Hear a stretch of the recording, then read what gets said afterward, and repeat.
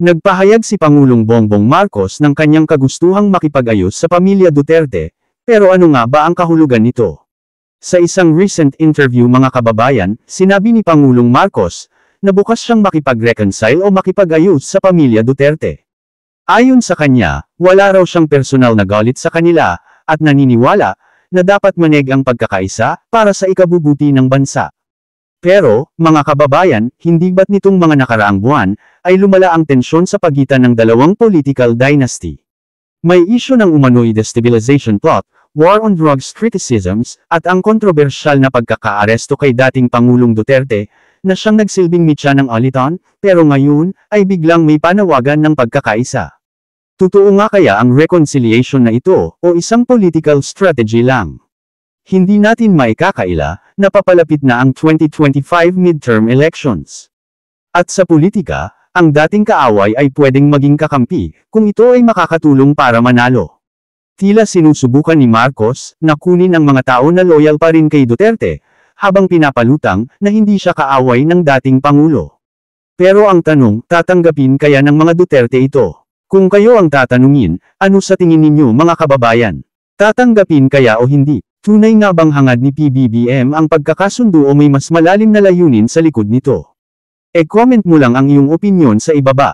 Isa pa sa ating pag-uusapan, ay ang statement ng campaign manager ng alyansa, na si Toby Chanco. Sinabi ni Chanco, hinintay niya raw muna na matapos ang halalan bago siya nagpa-interview, dahil may mga nakita siyang ginawa ng ating kongreso, na hindi siya sang-ayon, yung pag-i-impeach kay VP Sara Duterte. Bago ang eleksyon, sinabi niya, na pag in-impeach si VP Sara Duterte bago sa eleksyon, ay apektado yung mga numero ng mga senador na tatakbo.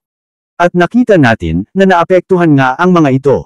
Sa 10 alyansa candidates, dapat talaga ay 8 sa kanila ang makakapasok dahil ang 8 ay nasa top 12, pero umiba ang ihip ng hangin at 5 lamang ang nakapasok sa 10 alyansa, nalaglag sina Aby Binay, Benhur Abalos, at si Bong Revilla, dahil dito, nabawasan ang mga numero nila sa loob ng Senado, at dumami naman ang mga nakapasok na mga DDS candidates gaya ni Marcoleta, sina Camille Villar at Amy Marcos, na siyang nasa ilalim ng bottom 12 borderline, na dapat ang makakapasok talaga dapat ay sina Aby, Benhur, at si Bong Revilla. Sinabi ni Toby Chanco, sinabi niya na winarningan daw niya ang ating kongreso na huwag daw ituloy ang impeachment kay Sara Duterte dahil ayaw naman ito ni PBBM at naniniwala ako doon. Kung titingnan natin, hindi ang kaalyansa sa loob ng Kongreso ang nag-file ng impeachment kundi ang Akbayan Party List, at ang pangalawang impeachment complaint, ay final ng Makabayan Bloc na siyang kalaban ni PBBM. Kahit ayaw ni PBBM, ay naituloy pa rin ito dahil sa marami ang pumirma at dahil sa nakita naman talaga nila, na may merit itong impeachment complaint kay VP Sara, dahil sa harap-harapan na paglustay niya ng confidential funds. At ang pagbanta niya sa buhay ng presidente, ang Speaker of the House, at ang First Lady, at kailangang managot si VP Sara dito. Sinabi ni Toby Chanco, na kaya daw natuloy ito, ay dahil may ipinangakong conditional release funds para sa mga kongresista, at tinawagan daw siya ng 2 tao ni Speaker Romualdez para sabihin sa kanya, at ipilit na i-release ng presidente ang mga conditional funds na siyang itinanggi naman ng ating Pangulo, na wala naman daw silang ganung pinag-usapan, kaya ito ay isang hearsay lamang. Kung maaalala natin, sinabi niya, na nung natuloy ang impeachment, wala naman daw na lumapit sa kanya, wala naman daw nakipag-usap sa kanya, at ni hindi niya nga raw alam na matutuloy iyon. Kung ating iisipin, bakit kaya binabanggit ang mga ito ni Toby Chanco ngayon?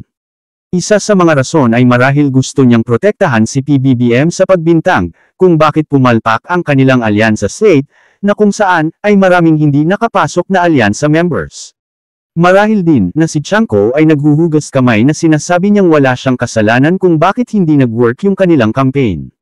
Para sa inyong mga kababayan, dapat bang matuloy ang impeachment ni Sara Duterte?